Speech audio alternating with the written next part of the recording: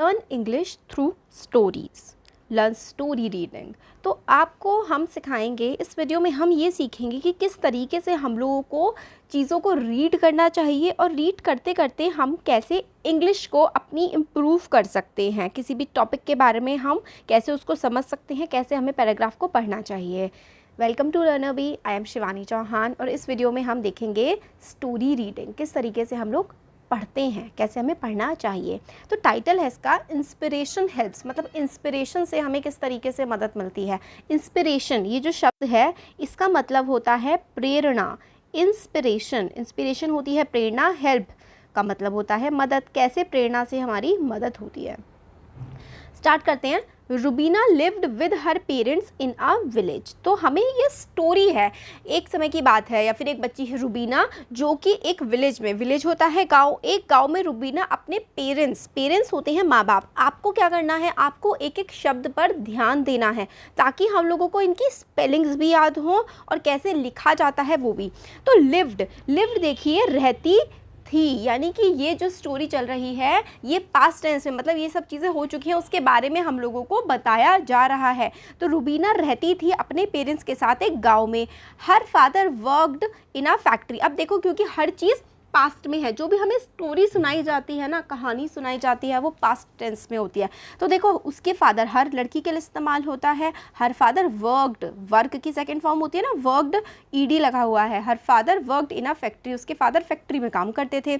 She was studying in class 6th, और वो studying, क्योंकि स्टोरी है, उस स्टोरी में ये वाले प्रोसेस चल रहे हैं, इसलिए जो चीज़ चल रही होती है, रहती थी, उसके फादर काम करते थे और वो लड़की पढ़ रही थी उस समय पर। तो उस समय पर वो लड़की पढ़ रही थी, इसलिए ING आएगा।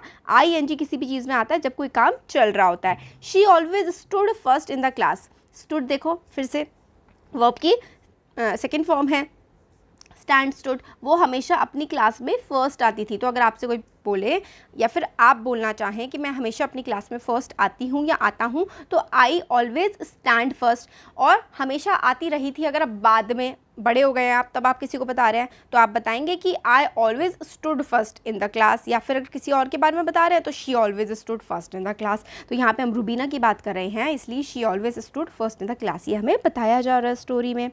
One day her father return home. एक दिन उसके फादर जो है वो रिटर्न आए घर को, यानी कि वापस आए। रिटर्न, फिर से देखिए ईडी लगा हुआ है। ही वॉज फीलिंग सिक, उनको मतलब कमज़ोरी महसूस हो रही थी। फीलिंग वीक, कमज़ोरी उनको महसूस हो रही थी। ही टोल्ड हिज वाइफ, उन्होंने टोल्ड मतलब अपनी वाइफ को बताया, I am suffering from some serious disease, मैं एक गंभीर बीमारी से जूझ रहा हूँ। सफरिंग मतलब सफ़र करना होता है, परेशानी है, ये चीज़ होती है कि काफ़ी एक गंभीर बीमारी से मैं जूझ रहा हूँ। एंड द ट्रीटमेंट होता है इलाज। And the treatment of this disease is very expensive. Expensive ये जो शब्द है ना, इसका मतलब होता है महंगा। तो जो ट्रीटमेंट है इस बीमारी का वो काफ़ी महंगा है। On hearing this Rubina's mother become very sad. जब रुबीना की मदर ने ये बात सुनी तो रुबीना की मदर काफ़ी सैड हो गई, यानी कि काफ़ी दुखी हो गई। बिकेम यानी कि हो गई। हर फादर नीडेड रेस्ट, तो रुबीना के जो फादर थे उनको आराम की ज़रूरत थी। नीडेड फिर से सेकंड फॉर्म आई है। So her mother started working in the factory in his place. तो इसलिए रुबीना की माँ ने फैक्ट्री में काम करना शुरू कर दिया। Rubina stopped going to school, Rubina ने स्कूल जाना बंद कर दिया। As most of the time she had to stay at home to take care of her father, क्योंकि ज़्यादा समय अब उसको घर पे ही रहना पड़ता था अपने फादर का ध्यान रखने के लिए, अपने फादर की मदद करने के लिए। She was worried about her studies, अब उसको मतलब काफ़ी चिंता होने लगी थी अपनी पढ़ाई को लेकर के। शी वॉज वरीड, उसको चिंता होने लगी थी अपनी पढ़ाई को लेकर के। One day on their way to factory, एक दिन जब वो फैक्ट्री की तरफ जा रहे थे तीनों लोग, Rubina and her mother met her teacher. तो रुबीना और उसकी मदर जा रहे थे फैक्ट्री की तरफ। तब मेट का मतलब होता है मिलना। तब रुबीना और रुबीना की मदर से उनकी टीचर मिली। द टीचर आस्क्ड होता है पूछना। The teacher asked the reason for the absence from school. तो टीचर ने पूछा कि भाई जो रुबीना है वो स्कूल से क्यों एब्सेंट है। एब्सेंस का मतलब होता है ना होना, किसी जगह पर मौजूद ना होना। तो बच्ची रुबीना जो है वो स्कूल क्यों नहीं आ रही है, टीचर ने पूछा। रुबीना सेड, रुबीना ने कहा, I am not going to school, मैं स्कूल नहीं जा रही हूँ बिकॉज, क्योंकि, बिकॉज का मतलब होता है क्योंकि my father is very sick and unable to work, क्योंकि भाई मेरे जो फादर हैं वो काफ़ी सिक हैं, बीमार हैं, and unable to work, unable to work यानी कि वो काम नहीं कर पा रहे हैं। Her mother had started working in the mill to support the family, और मदर ने मतलब माँ ने काम करना शुरू कर दिया है मिल में फैमिली को सपोर्ट करने के लिए, यानी कि घर का खर्चा पानी चलता रहा, इसलिए माँ रुबीना की फैक्ट्री जाने लगी हैं। She had to stay at home to do the household work, तो शी यहाँ पर कौन है, यहाँ पर रुबीना जो है उसको अब घर पे रुकना पड़ता है घर का काम करने के लिए। The teacher said to her mother, teacher ने जो है रुबीना की माँ से कहा, योर फैमिली, आपका परिवार, must have been enrolled in Rashtriya Swasthya बीमा योजना, तो आपके परिवार को राष्ट्रीय स्वास्थ्य बीमा योजना में खुद को एनरोल कर लेना चाहिए, अपना नामांकन करा लेना चाहिए। If your husband could be treated under this scheme without spending money, तो इफ़ सो अगर आप अपना नामांकन करा लोगे राष्ट्रीय स्वास्थ्य बीमा योजना में तो आपके हस्बैंड को मतलब ट्रीट किया जाएगा, उनका इलाज किया जाएगा बिना किसी पैसे के। The teacher also suggested, teacher ने सजेस्ट किया यानी कि राय देना, सजेस्ट करना होता है राय देना, तो राय दी टीचर ने, that Rubina should join girls boarding school, Rubina को बोर्डिंग स्कूल में जो है दाखिला ले लेना चाहिए। In the boarding school she would get free education, food and hostel facility, तो रुबीना को बिल्कुल मुफ्त की एजुकेशन मिलेगी, उसको मुफ्त खाना मिलेगा और वहाँ पर रहना भी जो है सारा का सारी चीज़ें इसको स्कॉलरशिप के थ्रू फ्री में इसकी पढ़ाई पूरी हो जाएगी। Rubina's mother followed the teacher advice, और टीचर की एडवाइस को, सलाह को रुबीना की माँ ने फॉलो किया। Due to which her husband got good and free treatment and recovered soon, इससे क्या हुआ, रुबीना के फादर को अच्छा ट्रीटमेंट मिल गया, अच्छा इलाज मिल गया और वो रिकवर कर गए जल्दी से, रिकवर्ड सून यानी कि जल्दी से वो ठीक हो गए।